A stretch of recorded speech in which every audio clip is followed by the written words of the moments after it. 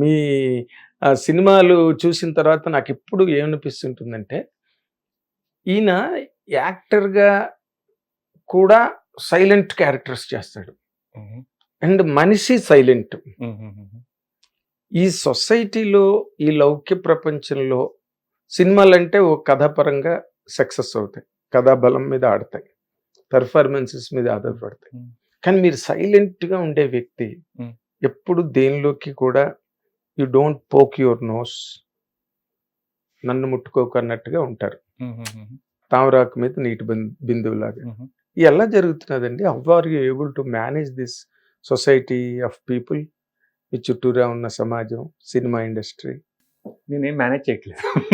Manage చేయట్లేదు. అదే manage చేయకపోవడం అంటే కుదరదు కదా! ఇండస్ట్రీలో ఒకళ్ళతో ఒకళ్ళకి ట్రాన్సాక్షన్ ఉంటుంది. లేదండి. మూవ్‌మెంట్ అంటే ఉంటుంది. కొన్ని పాత్రలు చేశాను. కొన్ని సినిమాలు తీశాను. అండ్ వర్కే మన గురించి అంటే మన విజిటింగ్ కార్డ్ అంటే మన వర్కే కదా! దాని గురించి మళ్ళీ మాట్లాడుకోవడం గాని, లేకపోతే జనాలతో ఇంటరాక్ట్ చేయాల్సిన అవసరం లేదు బేసికల్లీ. హ్మ్. ఇప్పుడు ఎవరి దగ్గరికన్నా కథ చెప్పడానికి వెళ్ళాననుకోండి. హ్మ్. కథ బావుండాలి.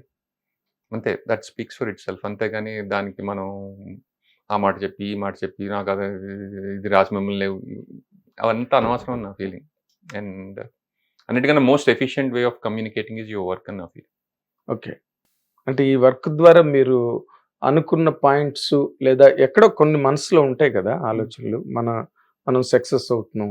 హ్మ్. లేకపోతే మనం ప్రోగ్రెస్ అవుతున్నాం. మనం సాధించగలుగుతున్నాం. హ్మ్. అని ఎక్కడో అక్కడ మన సోల్‌కి మనం చెప్పుకునే మూమెంట్స్ ఉంటాయి. హ్మ్. ఆ మూమెంట్స్ అన్ని దాటారా మీరు? నేను చెప్పదలుచుకుంది ఏం లేదండి. నాకు తెలిసి ఫిల్మ్ అనేది ఇట్స్ అన్ ఎక్స్‌ప్రెషన్ కదా! హ్మ్. అండ్ మీ లైఫ్‌లో ఒక్కొక్క స్టేజ్‌లో the way you are expressing will be ఒక్కొక్క రకంగా ఉంటుంది తప్ప, నేను జనాలకి ఇది చెప్పాలి, లేకపోతే జనాలు దానికి ఇలా స్పందించాలి అనేది నా దగ్గర లేదు బేసికల్లీ. నాకు హౌ ఐ ఎక్స్‌ప్రెస్ అనేది is through my films. And ఆ టైంలో నా ఎక్స్‌ప్రెషన్ ఎలా ఉండేదన్నది ఆ టైంలో అలా బయటకొస్తుంది తప్ప, నాకు నిర్దిష్టంగా ఇలా ఇలా ఇలా చేయాలి, ఇలా చెప్పాలనేది ఏం లేదండి. అంటే మ్యాచ్ అవ్వడం, ఒక ట్రెండ్‌ని మ్యాచ్ అవ్వడం, లేకపోతే ఒక టైమ్‌ని మ్యాచ్ అవ్వడం, లేకపోతే ఒక ఆడియన్స్ టేస్ట్ అంటారు. ఆ! దాన్ని మ్యాచ్ అయ్యి చేయడం కోసమే చాలా కష్టపడుతుంటారు. హ్మ్. మన ఇండస్ట్రీలో డైరెక్టర్స్, రాసే రైటర్స్ కూడా. హ్మ్. అలాంటి ప్రాబ్లమ్స్ మీరేం ఫేస్ చేయలేదా? నాకు మొన్న మ్యాచింగ్ ఇట్ కోట్ చదివానండి. నాకు చాలా చాలా నచ్చింది. ఏంటది? కవులకి ఆడియన్స్ ఉండరట. ఒక్కడే ఉంటాడు ఆడియన్స్. అండ్ వాడిని దృష్టిలో పెట్టుకొని కవిత రాస్తారు తప్ప దాన్ని వేల మంది, లక్షల మంది చదవాలని వాళ్ళకుండదట. అది ఆత్మాశ్రయ కవిత్వం అంటారు దాన్ని. ఓకే. ఆత్మాశ్రయ కవిత్వం అంటే మీకు నచ్చింది మీ మనసులోంచి పుట్టింది మీరు రాసుకుంటారు. అవును. అది నచ్చిన వాడికి నచ్చుతుంది, నచ్చని వాడికి నచ్చదు. అవును.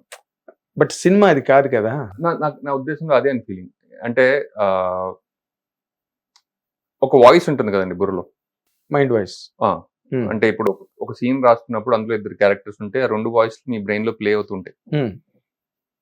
దానికి ఒక్కదానికే మనం రెస్పాండ్ అవుతున్నాం తప్ప, దాని ఎండ్ గోల్ లేదా ఎంతమంది మనసుల్లో ప్లే అవ్వాలన్న దానికి కాన్షియస్‌గా మన ఎఫర్ట్ పెట్టట్లే. కాపోతే కనెక్షన్ ఎప్పుడవుతుందంటే, మీరు జడ్జ్‌మెంటల్‌గా లేకుండా లైక్ జనాలు అంటే మనోభావాలు అంటే వాళ్ళ మనసు ఎటెళ్తోంది అన్నదాన్ని కంప్లీట్ గౌరవం ఇస్తూ దాన్ని మీరు అర్థం చేసుకుంటే ఆటోమేటికల్లీ దాంతో సింక్‌గా అవుతుంది తప్ప, అంతేగాని దానికోసం రిసర్చ్ చేసి ఈరోజు నేను థియేటర్ దగ్గరికెళ్ళి నుంచొని ఇక్కడ ఇలా అవుతున్నారు, ఇక్కడ ఇలా అవుతున్నారు అదంతా నాకు తెలిసి అది వర్కౌట్ అవ్వదని నా ఫీలింగ్. వర్కౌటే కాదు అది చెత్త ప్రాసెస్. నిజంగా వర్కౌట్ అయినా కూడా చాలా బోరింగ్ ప్రాసెస్ అది. ఆర్టిస్టులు చేయాల్సిన పనే కాదని నా నమ్మకం. ఆర్టిస్ట్‌గా అయితే ఒక పద్ధతిలేండి. మీరు హ్మ్. చెప్పింది కరెక్టే. రైటరు, డైరెక్టరు ఏది రాస్తారో, ఏది తీస్తారో దాంట్లో యాక్టర్ డైరెక్టర్ ఎళ్ళిపోతాడు. కూడా ఆర్టిస్టేనా? ఆర్టిస్ట్ అంటే ఆర్ట్ ఓకే. ప్రాక్టీస్ ఐ చేస్తారు. అండర్‌స్టాండ్. ఆర్టిస్ట్ డైరెక్టరు సమాజ అవగాహన, లేకపోతే సమాజం మీద ఒక పరిశీలన ఇవన్నీ ఉండాలంటారు. నిజ జీవితంలో కొన్ని క్యారెక్టర్‌లు తీసుకొని, వాటిని అప్లికబుల్‌గా తయారు చేసి రాయడం. ఇలాంటివన్నీ రావా? అందులో ఒక పార్ట్ వస్తాయండి. కావా? నేనేమంటున్నానంటే ఇప్పుడు మీరున్నారనుకోండి. మీతో హ్మ్. మాట్లాడుతున్నాను నేను. హ్మ్. అండ్ నాకు మీ మీద ఎటువంటి జడ్జిమెంట్ లేకుండా మీకొచ్చే ప్రతి ఆలోచనని నేను గౌరవించినప్పుడు హ్మ్. ఆబ్వియస్‌గా నేను వర్క్ చేసేటప్పుడు అదే బయటకొస్తుంది కదా! అంటున్నా. దానికోసం అంతే కాకుండా ఇప్పుడు 'నాగేంద్ర కుమార్' గారికి ఏమి ఇష్టం, ఓకే. ఈయనకి కామెడీ ఇష్టం. అలా మిమ్మల్ని రిసర్చ్ కోసం వాడుకోకుండా మిమ్మల్ని అర్థం చేసుకుంటే నా వర్క్ మీతో సింక్‌లోనే ఉంటుంది కదా! అంటున్నా. అంటే మరి జర్నలిస్ట్‌లకి, సొసైటీకి చాలా తేడా ఉంది కదండీ! సో, ఇప్పుడు మీరే మీరంటే మీరు కాదు సార్. Of course. ఎవరైనా సరే. నా ఎదురుగుండా ఇందాక కవన్న ఏ ఒక్కడైతే అది మీరే అని ఇప్పుడు చెప్తున్నాను తప్ప మీరని కాదు నా ఉద్దేశం. అంటే మీరు కన్యాశుల్కం నాటకం వేశారు, అవును, అదే వెబ్ సిరీస్ చేశాను. నాటకాన్ని వెబ్ సిరీస్ చేశారు. కన్యాశుల్కం నాటకం గురజాడప్పారావు నిజ జీవిత పాత్రలు, అవును. అప్పుడున్న ప్రస్తుత ఆనాటి సమకాలీన పరిస్థితులు, అవును. వాటి మీదే నాటకం రాశారు. ఉమ్. అందుకే అది ఈ రోజుకి బతికుంది. అవును, వందల వేల ప్రదర్శనలు జరిగి అవును. ఈ రోజుకి ఉంది. అవును. మరి ఆ అప్లికేషన్ సినిమాకి కూడా అవసరమేమో అవదా? 100%. కానీ నేను ఏమంటున్నానంటే ఆయన కన్యాశుల్కం రాసినప్పుడు ఈ నవలను ఎలాగన్నా మనం ఒక 100 ఏళ్ళు దీన్ని బతికింపజేయాలంటే అర్జెంటుగా నేను సంఘంలో ఉన్నది ఏది రిసెర్చ్ చేసినట్టు కాకుండా అప్పుడు ఆయన ఉన్న మెంటల్ స్టేట్ అంటే ఇది జరుగుతోంది and I'm observing this and దీన్ని ఒక ఇంట్రెస్టింగ్ టేక్ నేను దీని మీద చూపిస్తే గనక దీంట్లో ఉన్న నెగిటివ్స్ ని కూడా నేను దాని మీద లైట్ షెడ్ చేయగలను ఆయన కనిపించింది తప్ప దాన్ని సంఘం కోసం అంటే దాన్ని లిటరరీ వాల్యూ దానికి నిలిచిపోవడం కోసం ఆయన బ్యాక్ ఎండ్ నుంచి చేయలేదని నా ఫీలింగ్.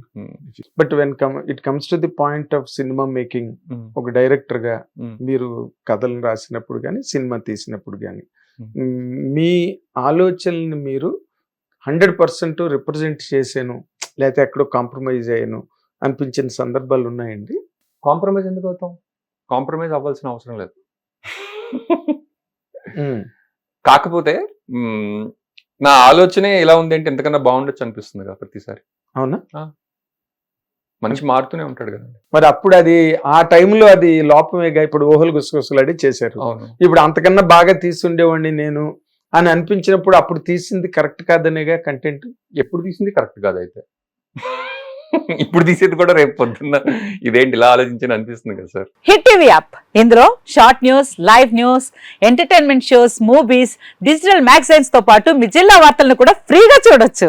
ఇంకెందుకు ఆలస్యం, వెంటనే హిట్ టీవీ యాప్ ని డౌన్లోడ్ చేసుకుని ఫ్రీగా ఎంటర్టైన్మెంట్ పొందండి. Hit TV app. Hit TV app. Please download hit TV app. Hit TV app ని ఫ్రీగా డౌన్లోడ్ చేసుకొని ఎంజాయ్ చేయండి. మీకు నచ్చిన ఎంటర్టైన్మెంట్ కోసం హిట్ టీవీ యాప్ ని ఫ్రీగా డౌన్లోడ్ చేసుకొని ఎంజాయ్ చేయండి. హిట్ టీవీ యాప్ ని డౌన్లోడ్ చేసుకుని ఆస్వాదించండి, ఆశీర్వదించండి. ఇంతమంది సెలబ్రిటీలు హిట్ టీవీ యాప్ ని డౌన్లోడ్ చేసుకోండి అని చెప్తున్నారంటే ఎంత మంచి యాప్ ఆలోచించండి.